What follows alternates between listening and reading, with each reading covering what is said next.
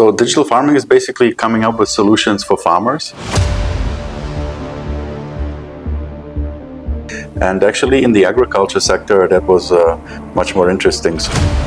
Then I got the opportunity to actually lead this on the ground in India. Deliver that with using digital tools, could be satellites, could be drones, could be AI, could be apps on the phone. And with every product, right, with every company, you need to know your customer, right, and you need to know the trend. The middleman, all the traders, the mandis that are in between, that are all taking their margins. Hi Michael, how are you? Hi Chainesh, I'm very good. Tell me, what is FarmRise One? And before that, let's start with who you are, where are you from, and how did you start this business? So I was born in Ukraine and moved to Germany when I was 5 years old. Okay. And I grew up there, got my education in Germany, and also spent a little bit of time abroad, and was in Hong Kong also. And that's where I fell in love with this Asian mega city. So I always wanted to go back to Asia. Okay. But then I started working in Germany at Bayer. It's one of the biggest life science companies. Correct. They're in healthcare, they're in agriculture. And I started working there as a strategy consultant, working on both. But then more and more I got into this digital topic, and I was really excited about building new business models that are based on digital. And actually in the agriculture sector, that was much more interesting.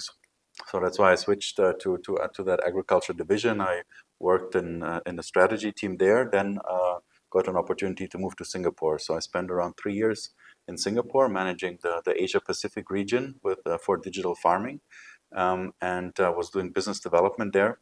And then one of the ideas that came up was this FarmRise One, and then I got the opportunity to actually lead this on the ground in India. And I've been in India for the past 3 years now. Wow, that's nice. You mentioned a word called digital farming, right? Yes. Could you explain us what is that? So digital farming is basically coming up with solutions for farmers, and to deliver that with using digital tools, could be satellites, could be drones, could be AI, could be apps on the phone. And the whole idea of FarmRise One is that smallholder farmers in Asia have a multitude of challenges. And if you just solve one, then that's not enough, because then there's an issue somewhere else. Right. So this whole idea was that, okay, let's look holistically from the beginning of the season to the end of the season, what a farmer in India goes through, right? Starting with the question of, okay, what should I plant? Correct. Then how do I get money to buy this farm inputs, buy fertilizer, seed, crop protection products? Then once I buy these, in agriculture, it's always like, okay, what do you apply, when and where? Correct. Right? So like, where do I put what kind of fertilizer, what kind of seed? And that's something where farmers need help and advice on. And then, of course, after the season, who do I sell it to so that I get a fair price for my produce? Right. And FarmRise One basically brings all of that together: the credit, the farm management and farm input side, and the market linkage side, where farmers can connect to crop buyers. Brings it all together on one platform with a collectivization approach. Using the FPOs. My next question is, let me understand what you just mentioned. So you help farmers buying the seeds from the initial level, Yes. and then they can come to you for the loan or any kind of lending. Correct. And then once the crop is ready, you help them sell that product as well, the Exactly. final goods. Okay. Yes. Right now they might be doing this from ages, like, because Yeah. it's a traditional business for them. Yeah.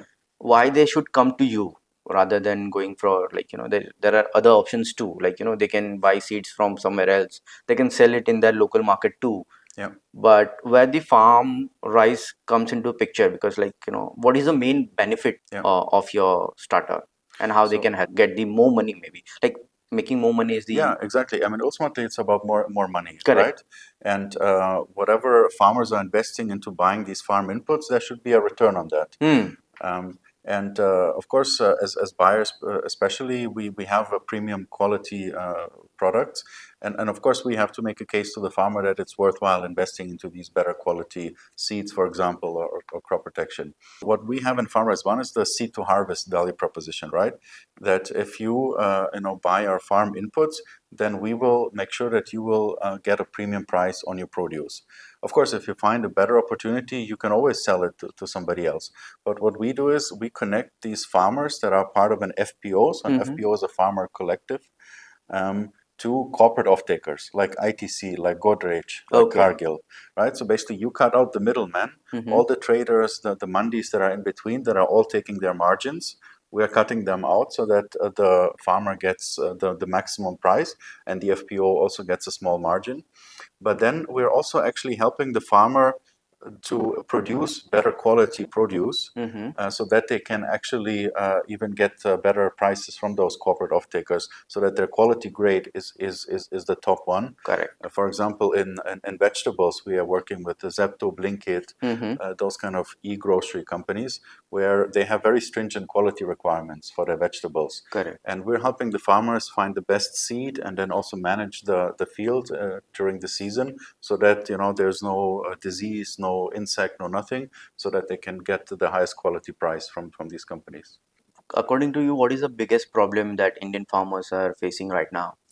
Um, so I think one is that, as I was explaining, this supply chain, right? That you have a farmer that sells to a trader, a mandi, then mandi sells to some wholesaler processor, then they sell to consumer.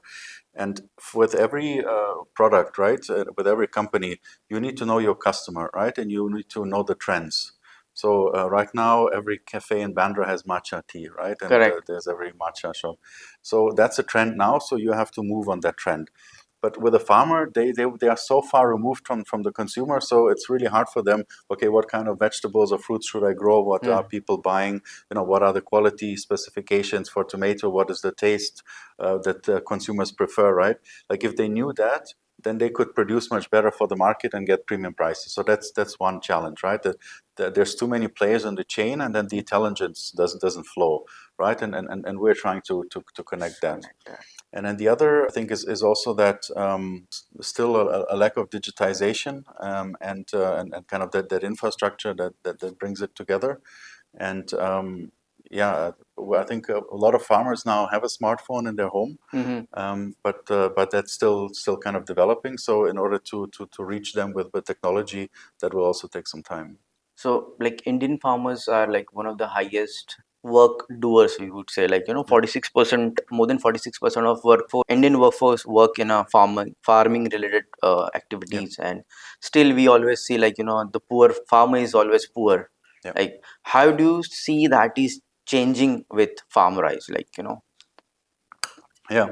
So, I mean, by the way, that's actually a challenge everywhere in the world, that okay, farmers on average maybe get 10% of what actually you would pay in a grocery store, right? So often, these whole the processing companies, the branding, the food companies take a lot of it.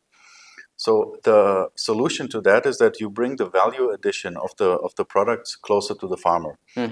And that's exactly why these farmer cooperatives are there, why also the Indian government is supporting that, right? Because as a farmer, if you are together with 300, 400 other farmers, you have a better bargaining power, correct, right? When you buy the crop inputs, you can get better price. This is what FarmRise One is doing. But also when you sell the crop inputs, you have better bargaining power and can get better price. And now Godrej will not talk to a 1 acre farmer, right? correct, But they will talk to an FPO that has 500 farmers, right? That can bring thousands of metric tons of corn or something in together. And what we see, for example, in the more advanced markets like Japan, right, which had the farmer cooperatives for many decades. They basically don't just grow the rice. They also they clean it, they process it, they package it, and they even sell it. So in Japan, there's one farmer cooperative like an FPO called Zenno. If you go to the supermarket, you will find Zenno branded rice. You can buy it, okay, right? So then basically they own the whole vertical chain of it, right? And then all the proceeds, all the profits now go to the farmers, and then they can reinvest into growing the rice even better next season. So you probably heard of Sayadri Farms. Sahyadri, yeah, So that is an FPO actually. okay, Right now, it's a huge conglomerate that is producing Kisan ketchup for Unilever and all of that. But they actually started as an FPO in grapes, then they Oh, expand it into tomato, and then everything else.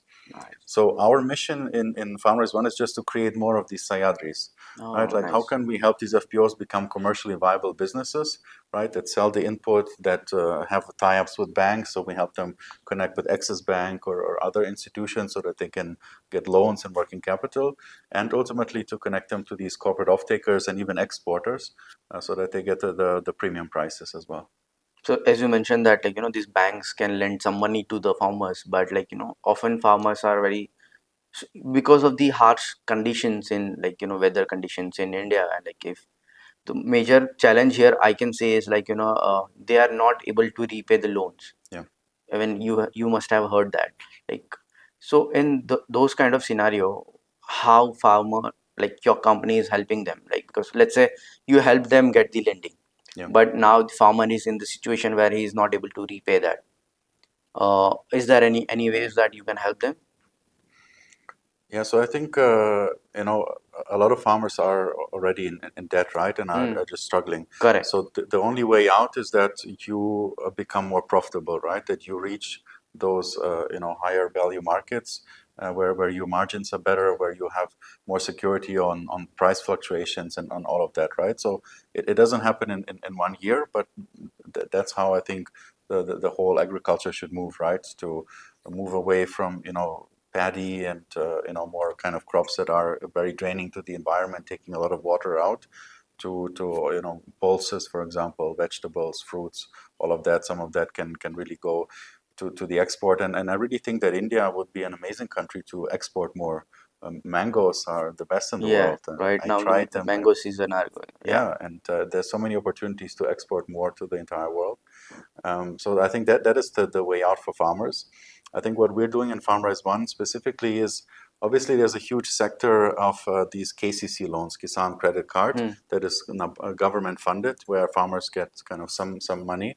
Um, but actually, the cost of growing the crops is higher than what this kind of basic loan is. So what we're helping the banks to figure out is which are the farmers which are good, doing well, and you can lend with confidence. Okay. Because the traditional way of lending is that I look at the CIBIL scores. Hmm. But many farmers even don't have CIBIL Bank score, or it's a accounts. bad. Yeah. So that's looking to the past. Hmm. But why not look into the future, right? Like if you work with FarmRise One, and we're also having a digital platform where we digitize your transactions, we know what inputs you bought, we know what crop you sold, what price you got, so we know your income, we know your yield. So now with this information, with the transaction data, let's build a credit profile for the farmer that is, about the future earning potential and the future cash flow rather than the past CIBIL scores. So that's how we're helping the banks figure out who are good customers to lend to and which can also repay. All right. How are you planning, and how are you visiting rural India, and how these farmers are treating you, or like how they are trusting you, to be honest. I mean, it's on me selling those products. It's, of course, there's a team. We Correct. almost have 100 people on the ground who are working with the farmers. We have around 700 FPOs in Okay. all of West and South of India. We're in 8 different states, and yeah, around 100 people who are helping them with input advisory, market linkage, and credit. But when I travel, I mean, I always meet a lot of warmth and hospitality with the farmers. Some farmers, in Telangana, for example, they speak English with me. Yeah. So they have drones, for example. So a lot of them are very entrepreneurial, and it's amazing to see, and especially these FPOs, Hmm. right? There's a lot of people who are coming from cities who are quitting a corporate job and now are running an FPO in the rural areas. Because they're really passionate about improving the livelihoods and rural ecosystem. Agritech, a lot of startups are failed. Like if you see the Indian Yeah. like what you think that it is not favorable for those startup, or why in agri-tech or agriculture related startups are. Yeah, so I think a lot of the development that people were predicting is slower than actually we were expecting, because if you just take this advisory thing, right? Like, oh, I give advice to a farmer based Hmm. on AI, satellite, whatever, right? Then that means, right, a satellite is like the farm in India is too small for a satellite kind of resolution. Then you have to put a sensor in the field who's like measuring weather, moisture, all of that to give you a recommendation on when the disease or the insect will come. Then even if the farmer gets this recommendation and it's accurate, right? The farmer doesn't have like the tools always to implement this recommendation to spray precisely, right? Because in US, for example, you would have a sprayer with a GPS that sprays exactly where you tell or puts the seed, right? You can have a map that says, okay, this is your high productive zone. You should put the expensive seed here, and this part of the field is not productive, so you can put the less expensive seed. So all of that is automated with machinery, and in India it's not there. So I think that kind of the technology still has to develop, um, and it's also about the unit economics, because Correct. ultimately The in land India. size is very small compared to the US farmers. Yeah, and to deliver any kind of solution, you still need a physical touch, right? So in FarmRise One, we call it phygital, Mm, right? There's a digital platform to do things, but then ultimately a lot of things are done on the field. It's a personal connect that our people have with the farmer to give them advice on, how to manage a certain problem on the field, to negotiate with this kind of crop buyers, right? To see the quality grade, right? You have to be there physically. I correct. mean, of course, there's an app you can take a picture of the chana and Mm, then it will tell you what the quality is, but they're not always accurate, right? It's correct. still in development. So we have to just acknowledge that things in agriculture will stay physical for a while. Mm. So it's all about kind of how do I optimize my physical touch points, and then I augment them with the digital. So how do you see like next 10 years in India, like how Indian farmers will grow from here? So right now it's like very initial phase where you just mentioned the drone, Yeah, AIs, and all the tech yeah, that we just discussed.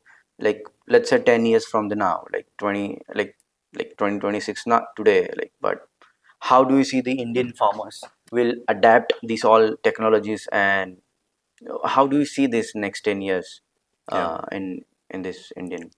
So I think one is of course that I really think the consumers will become more conscious about Mm-hmm. the quality of the produce, what kind of chemical residues are there on the food, right? And will also ask for this produce. So then that also will give an opportunity to the farmer to serve that market.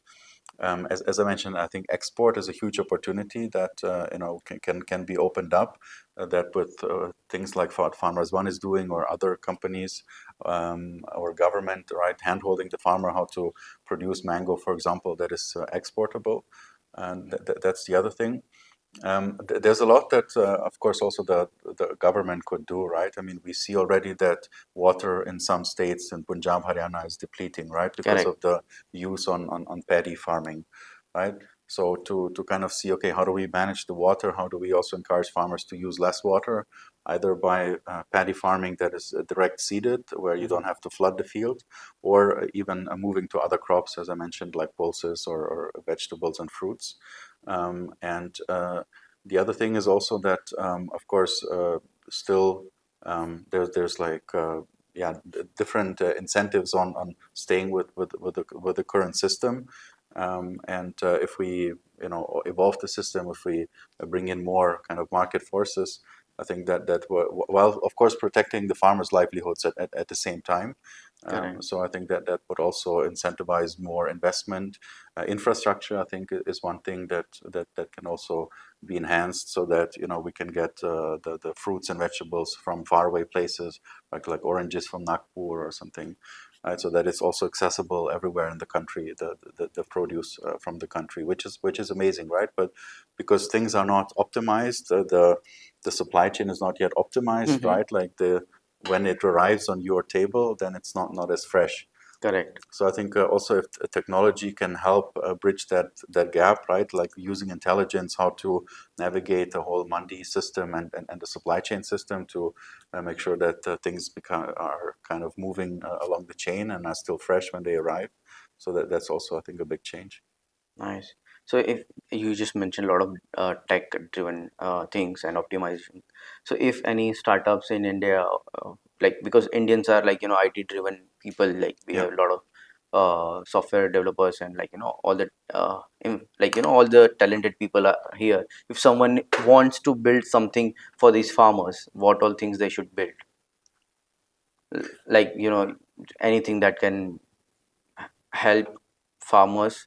As you mentioned, unit economics, that it has to Yeah, be affordable, it yeah. has to be 100% accurate, it has to be something that other countries can take from you as a services Yeah. or as a product. What all things that you think that Indian startup or tech people should develop, this? So So I think, and it has to be digestible for the farmer, right? correct. So how can you make it as easy as possible to for the farmer to interact with your, digital advisory? Hmm. And that would be a voice, right? Instead of like inputting a bunch of things on the smartphone, you talk to it, right? Like an agentic AI Mm-hmm. in the local language, in the vernacular languages, Correct. right? That fully understands the farmer and who is able to also speak to them and give the right recommendations. I think that would be one great innovation, right? So of course you have the whole science in the background of how to calculate and when to spray what, but then the output is an agentic AI for the farmer in vernacular language. So it's like communication gap is, so you are highlighting communication gap here. Yes, yeah. Correct. So that is one thing, and then yeah, the other is I think there's a huge scope for entrepreneurs, as I mentioned in the farming space, where it's kind of you can find opportunities where different companies, it could be Bayer, it could be Godrej, it could be Axis Bank, right, where they all come together, and then what they're all lacking is that on-ground connect, Mm. right? So, like for example, Bayer, we have around 3,000 field officers in the country, Correct. right? These are all sales employees who are talking to the farmer, giving them advice, all of that. But it's 150 million farmers in the country, right? And Correct. only It's 3,000. 3,000 is like Yeah. So you cannot reach. So then, how can we, figure out? And of course, again, it's about unit economics, right? hmm. These rural entrepreneurs who are then working with the farmers and helping them with various things. Like if all of these companies would chip in, right? Your Axis Bank and your Godrej and your Bayer, then I think that is a viable business. But then these corporates also have to come together to find a way. Um, but yeah, I think one area is drones. That is really exciting. Where I think if people are excited about that, they can become a drone pilot, so they can do this kind of training and qualification, and then they can go and spray or do seeding Yeah. or things like that with these drones. So that's also, I think, a good opportunity if you want to engage in agriculture. Wow. So drones and AI. So AI enabled drones or something like that. Yeah. I mean, most of it is even not AI enabled, right? It's just that you're spraying you get the field boundaries and then you're just Correct. spraying on the field. So AI is kind of the next level of Correct. evolution. So right now it's a basic version of drones are available, which can spray your area whenever needed. But like if it has a AI enable, so like if it can be act little smartly, so where it can measure like a lot of things, like suppose we have to spray it on this day, and then automatically it can give you the now the next phase will be at this day, and So, I uh, mean, first you have to bring the adoption of drones, yeah. right? Like in China, like paddy. When you grow paddy, which the field is underwater, Mhm. it's a no-brainer that you should spray it with a drone because otherwise you have to walk in a flooded field, right? Correct. So, but in India, still 5% or something is of acres is getting sprayed with a drone, Mm. while in China by now it's 80%, Yeah, actually. right? So one is, of course, the government was subsidizing a lot the technology, right? And India still is importing a couple of parts from China, right? If all of that production was in the country and is kind of scaled up so that it becomes much cheaper, so that I think would help with the cost. But still, I think not yet. A lot of challenges are not yet cracked with regards to electricity, water supply. Right, for a drone, you have to charge the batteries after 40 Correct. minutes. You have to have water nearby so that you can put it in a tank. All of that. So there are some entrepreneurs who are trying to crack it, but I think still there's a lot of scope for other founders. Wow. While building this company, it's been 3 years as you Yeah, mentioned. What all things that you have learned that you didn't learn in other countries? Like you've been to Singapore, you've been to Hong Kong, and all yeah. those countries. But though, like in some way, those countries may be developed in some sense, in terms of technology or like infrastructure and all, compared to India. But what all things that you have learned in India that you find it very attractive and Yeah. Yeah, I think first of all, I would say that in India, being a founder is much more fun than in other places, right? Is it? Yeah, because people are excited, people are optimistic about the future. Like the problem in Europe is that people are not excited about the future and not open about for new technologies, Okay. and that is why they're falling behind, and there's not enough tech startups and tech companies coming from Europe. Um, so I'm really lucky to be in India to work with people who are excited. The other thing is, of course, that in countries like Germany or Singapore, a lot of the processes are already, established. So it's hard to break into something or, change a process.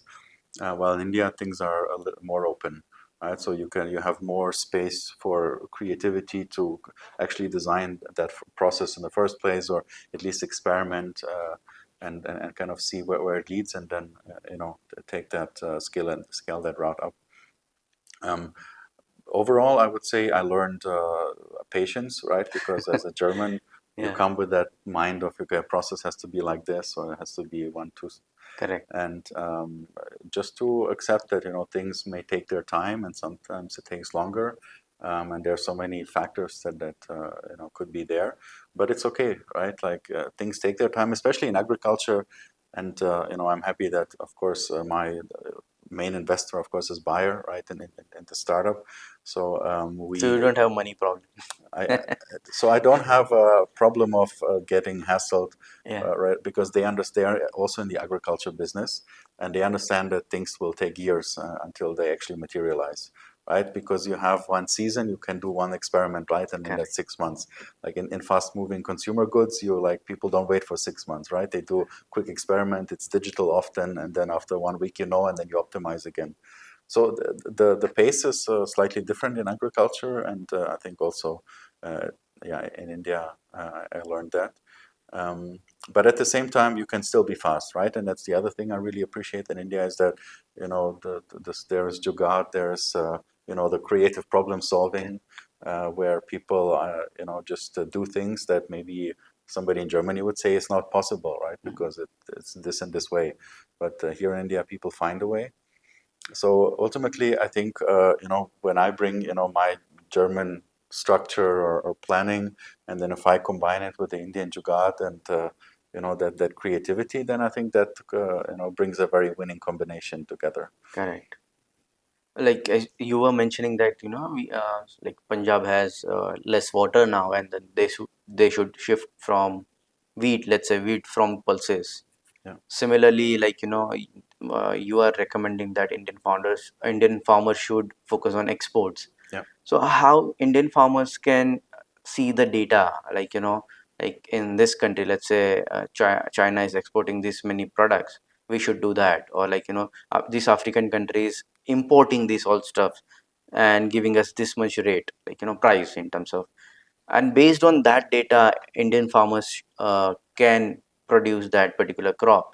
Do you have that kind of system yeah. where? I mean, I can give you a very simple example, right? Mhm. So we work in Chile, in Andhra, and Telangana, Mhm. and we work with companies like ITC, right, that is buying the chili and processing it.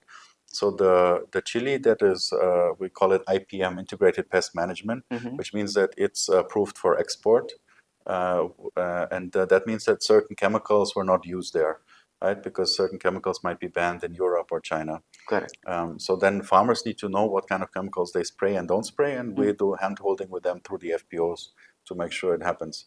And this export chili is 10-15% higher. The price is higher that farmer gets for the same chili, just if they follow the protocol of which chemicals are allowed and not allowed. Right? And ITC most of the time comes short because they don't find enough farmers who are able to produce the Produce that. export quality. Right? So Oh, demand is definitely there. The problem is the supply. The problem is that you have to be very strict and disciplined with kind of how you manage the farm. name like three to four such crops that chili is one of them. So Chile, like that people want in other countries, but we are not able to supply to the fully full of that. So like we you mentioned mangoes, you mango. mentioned chilies, So a lot that of the way. spices, right? Turmeric, for example, ginger. So those kind of jeera. So Mm-hmm. because spices are easy to export, right? You just dry them and then Exported. yeah. So I mean, turmeric now is a big craze with Ayurveda and all of that coming in the West, Yeah. right? So people are buying that. Um, so yeah, I think those are and then mangoes. But I think even other fruits. I think sitafal or something would go to Middle East or Southeast Asia. Um, Bananas. I mean, for example, Philippines is a huge producer of Yeah. bananas and pineapple. Why India cannot also produce bananas for export markets? Yeah. Very late, I found out that pineapple is not Indian origin. It came to India in some I centuries think ago. from South America. Yeah, and then it's now we see pineapple here as well. So yeah, similarly, maybe many crops. Yeah, The dragon fruit, which dragon is fruit. yeah, Yeah, came from Vietnam. I think. yeah. Yeah. So similarly, do you see any other crops or any new fruits coming from other country and becoming Indian? Um, so one is this root vegetable ube.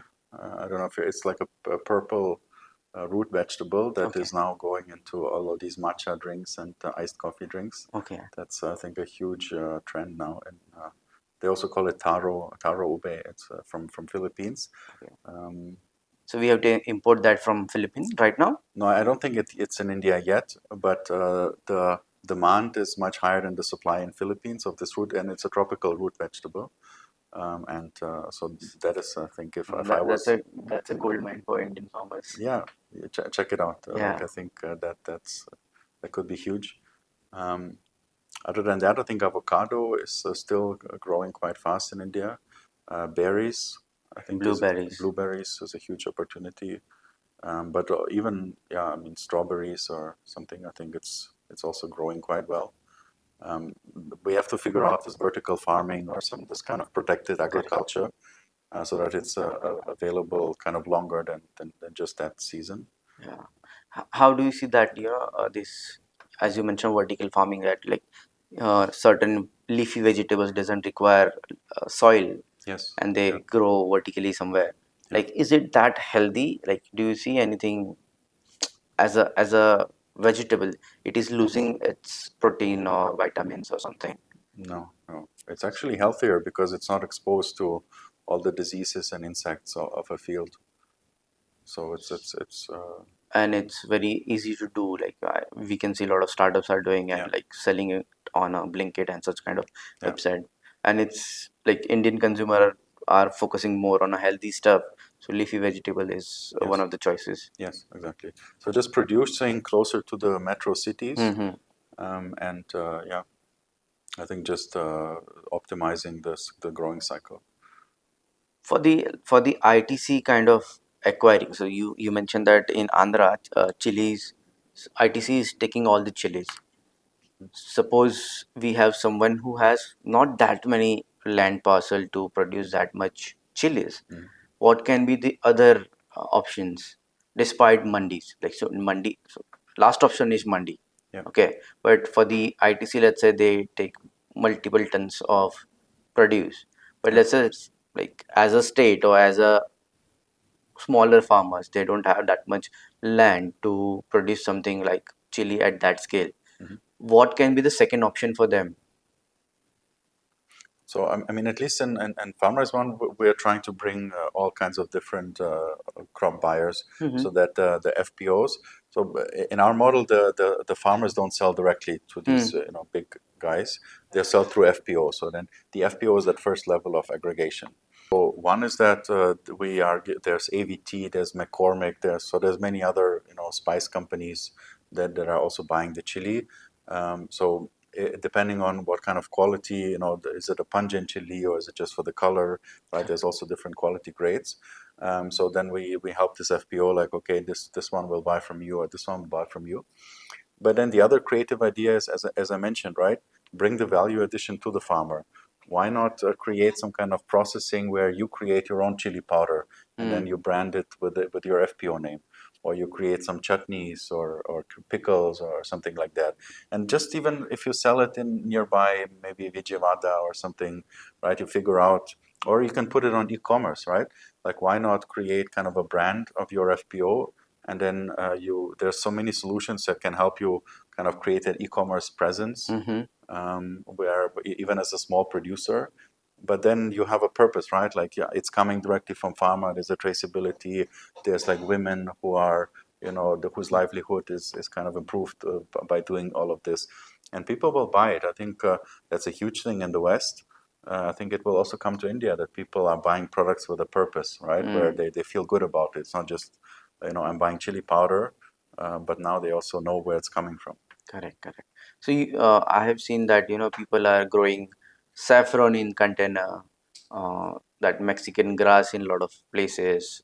Then very different products that were not famous earlier, Yeah, and you can earn like lakhs and lakhs of rupees, lakhs and lakhs of amount.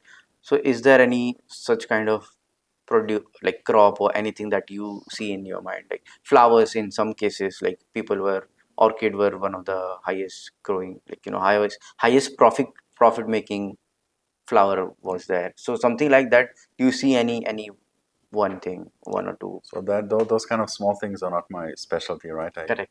I work with bigger things. Volume is your game. Not just sheer volume, but I mean, still, it has to have a certain scale, like on a farm level, right? Not, but I mean, for example, I'm very excited about millet, right? Millets, yeah. I think that also in terms of health for the Mm-hmm. population, but also coming back to the old farming ways, right? I think jawar, ragi, I think are great crops that I think should come back, and more farmers should grow it. Different kind of more obscure varieties of pulses, right? Mm-hmm. Different dals, not kind of your standard types, right? I think that can only enrich people's health and people's nutrition. Again, because then we can connect these farmers directly to those urban markets Mm. with these kind of farmer-led brands. Then people will, it's not just healthy, but then also it's coming from some place that I know of, and it's not just all corporate. All right. So you think this Indian farming, so Indian farmers, this organ is this how organized is the Indian farmers network or infrastructure is? Let's say you mentioned the Nagpur produce a lot of oranges, but like in other state, it's very hard to reach on a time before it's get not healthy. Yeah. Like according to you, how s- if you want to scale your this infrastructure in terms of like 1 to 10, where we are right now? Maybe three, two or three. 3. Yeah, So that's why some farmers from Maharashtra cannot sell their product to other state, like let's say Punjab or Delhi or those kind of. So that's why he's not getting that much money in his own region, because yes, it has a lot of, so yes, mostly it happens with the onions, yes, tomatoes, exactly. And the more reach you have to sell your produce, the more competition also there is, mm, right? Otherwise, you just have to work with the a trader in your village, right? Whatever price they offer you, you have to accept it, right? But exactly by creating that choice, and of course, there's logistic costs if you bring it to another state. But then we help these FPOs figure out, okay, is there still a business case to send it to out of state or even send it to an exporter? But you can get a better price there. right. Are you building any kind of cold storage warehouses to store some of the So crops? we're not building, but we are working with some organizations that are funding. So it could be Indian government, it could be also foreign governments. Mm, So some of our FPOs are also supported by German government. So they built some cold storage for like flowers, like marigold. They are mm. storing there, and many other things like in Pune, Nashik area. There's a lot of German government funded FPOs.